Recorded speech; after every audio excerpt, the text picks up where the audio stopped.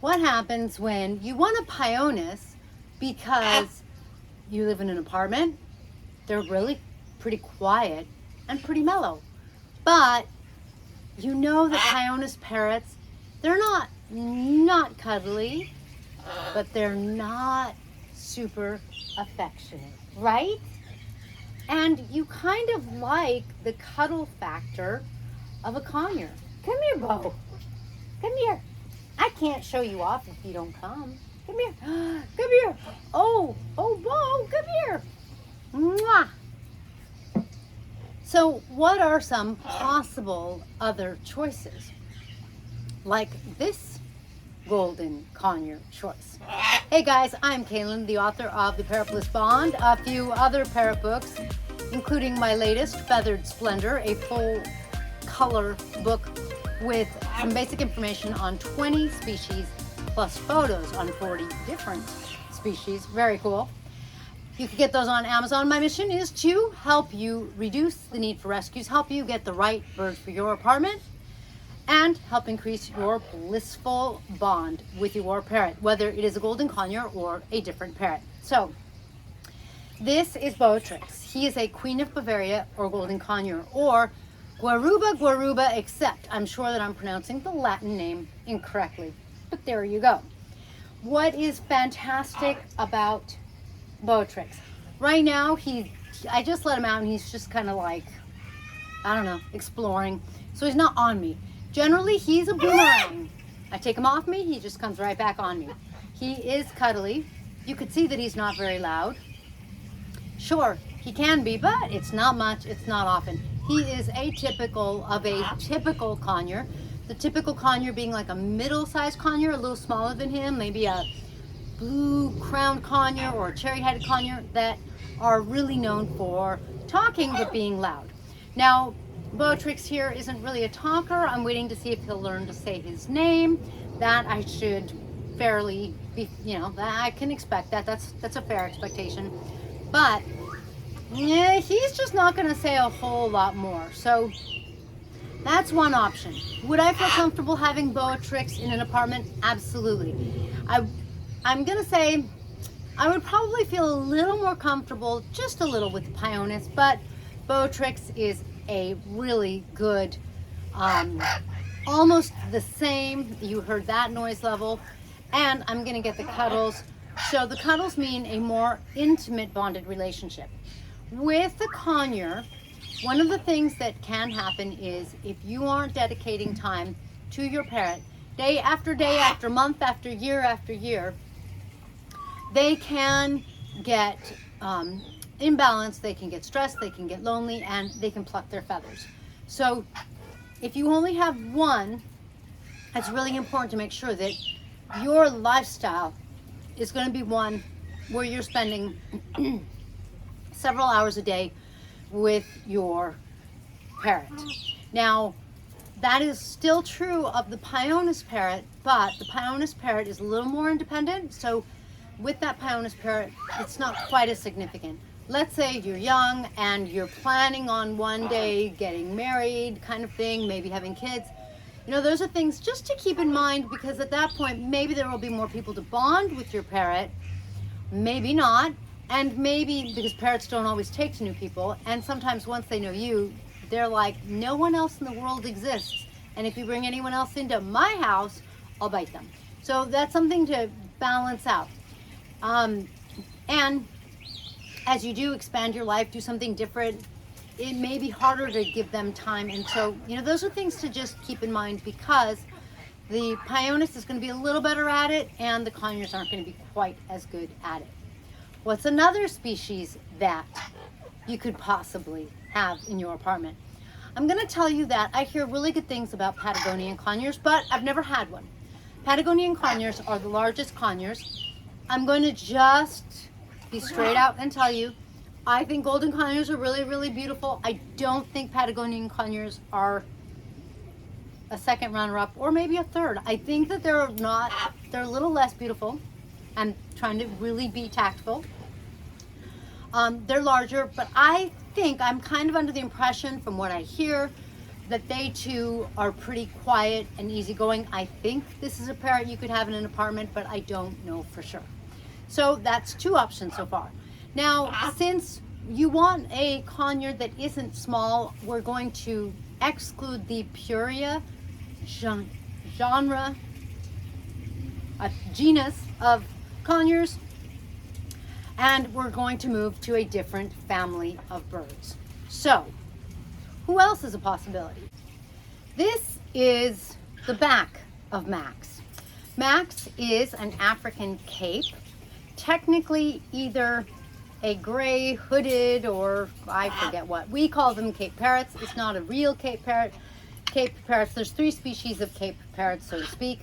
And Max is a, what are you, a Robustus fusicalis, something like that. Max is an awesome parrot. You get the size, you can see that. This is a parrot that requires nuts in his diet, just like the Golden Conure. I don't know about the Patagonian. And Max is affectionate. I just got him, so I don't know if he'll let me pet him right now, but he loves to put his head down and be pet. He loves to play with me. He's on my back, doing what come here, sweetie, what I was hoping he would do on my front for you. Come here. He's pretty quiet. They can learn a few words. And my male knows a couple words, my female not so much. He's just like so cute and cuddly. You're just so cute and cuddly, aren't you? Yes, yes, my Max. I adore Max. Easygoing, calm. Did I already say calm? Sweet. I love Cape parrots. Now, Cape parrot is going to be in the neighborhood as price-wise as the Pionus parrots. Although Pionus parrots, they have a little variation depending on the species, but we're all in the same neighborhood. We're going like over 3,000, probably more like 4,000 to 5,000 or 6,000, depending on where you get them, their availability, that kind of thing. So this is a parrot that I would actually feel more comfortable with this parrot in an apartment than I would with my Golden Conure. And you know, for me, my white-capped Pionus, he is buddies with my Indian ringneck. They really enjoy each other. And there are times when my white-capped Pionus decides to be a little noisy. It is nothing like my macaw or my Amazons when they're noisy at all. And the Capes, when they want attention, they can produce a little bit of noise too. But I kind of feel like, yeah, I guess, you know, when you're talking about unpleasant noises because the bird is unhappy, it's going to be unhappy either way. But the Capes, like I don't know, I would go with the Cape, but I'm skewed. Why? Because this is one of my 2 favorite species of parrots. My other favorite is a Golden Conure. So now we've talked about 3 alternative species. Let's get a 4th and a 5th for you. This is Lorenza, my yellow-naped Amazon.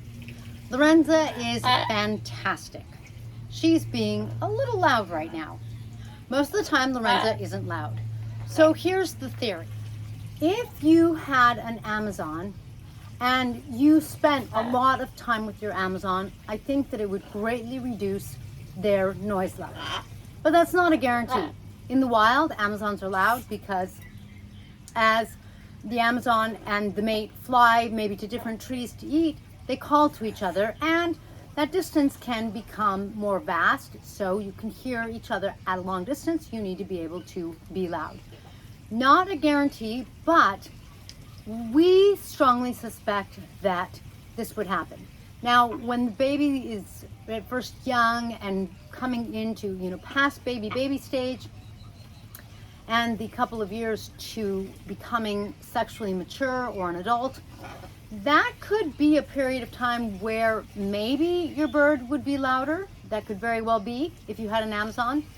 But my guess is that if you spent a lot of time with your Amazon, and I wouldn't necessarily in an apartment get 2 Amazons because that could get really loud. When we have 2, sometimes they keep each other company and they're quieter, but well, and I guess that's true. My Mexican red-headed Amazon and my orange-winged Amazon kind of have screaming fests, but they're not paired off together, and I think sometimes they're competing. So you'd have to make sure your birds aren't competing, which they probably wouldn't. But if you had one and you were able to give them your time and attention, then I think you could have a good apartment parrot. It's risky. If you have an Amazon and you aren't giving them the time and attention they want, crave, need, and I'm not saying they'll want 24/7, I'm saying they're made for 24/7, so what can you get away with, because you're not going to be with them 24/7? I'm not sure, and some of it is going to depend on each individual personality. But I feel pretty comfortable saying you'd probably need to work from home or be going to school from home or something like that, so that you're spending a good 5-6 hours, not necessarily with your bird on your shoulder, but with your bird, around your bird. You're keeping them company. You're being a flock.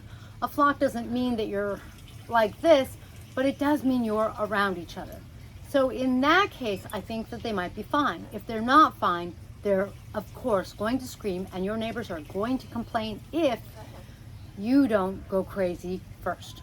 So that's sort of a possible, depends on how you feel about it. It's, you know, all sorts of factors in there, and it's just a possibility. I am so thrilled that the person that asked the question is doing research and trying to really find the right parrot to match the lifestyle that they can provide and that they want, being in an apartment and wanting a cuddly bird. This is not an apartment bird, and yet she's not too loud. So that brings me to the last point that I'm going to make, and that is sometimes it is definitely important to look at the species, but sometimes it's also really important to look at how much time you can dedicate to your parrot. Parrots, like I said, have an individual personality. And just like humans, some are more introverted, some are more extroverted when we're talking about humans.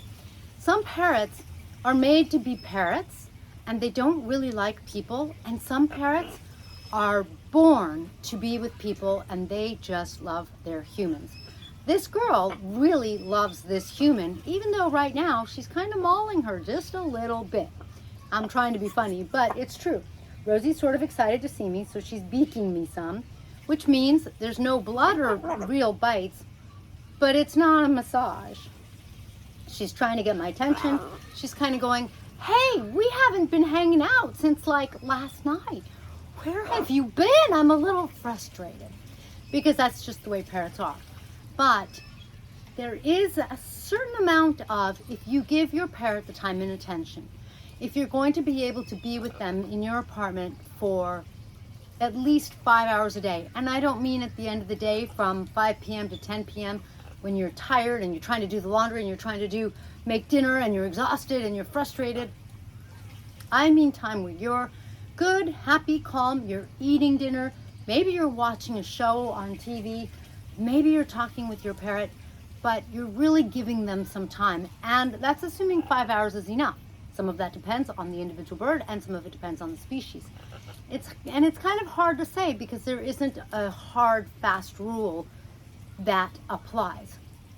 So if you're giving them the time, love, and attention, and you're patient so that when your parrot beaks you, which is what I call what Rosie's doing right now, you don't yell, you don't scream, you don't get mad, you certainly don't get violent or anything like that. You're patient and you're understanding that this bird wants a flock, and you understand that you need to figure out how to be a flock in however much time you can dedicate to them.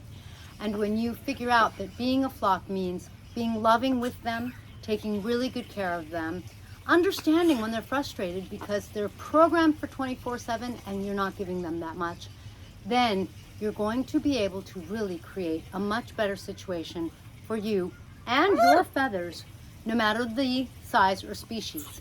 That doesn't mean that you shouldn't get a species that is more tailored for an apartment. I'm actually a little more than halfway through writing my book on the perfect apartment parrot because I think that that's a really important topic, making sure that you get the right bird for your lifestyle and that won't get you in trouble in your apartment. A bird that you can really live with harmoniously so that you can have that blissful bond, because there's hardly anything better other than maybe your romantic relationship or the relationship with your children or your parents. I hope that really helps you not only get some ideas for some alternatives, but helps get you thinking. I understand wanting a bigger bird than a Purea conure. The Purea conures are green cheek conures, crimson bellied conures, black cap conures, but some of those can be really awesome too. Or a non-Purea conure that's still really cool is a dusky conure. I had a dusky conure once upon a time. She was really quiet, really mellow, very loving, very affectionate, and a little bigger than the Purea conures, although not quite as big as my Pionus. But there are a lot of options out there. You can research some more. I have heard that there's a conure that is a Mexican conure. He or she is a very green conure, and I've heard they're pretty darn quiet. I've heard they make good pets. They're really hard to find, but there are some options out there, so do look around. But no matter whether you get a budgie or a macaw or a nice quiet Pionus, remember that a lot of it is all about the time, love you put into the relationship, and your ability to be a loving leader at the top of the pecking order who cares for and is very sweet and very affectionate with your feathered companion. That is a recipe for a blissful bond along with a good diet. Thank you for joining me in this long blissful video. Please be sure to give me one of these and post any questions or comments below. If you want any awesome parrot merch, visit shop.parrotbliss.com, and I will see you in the next feathered video.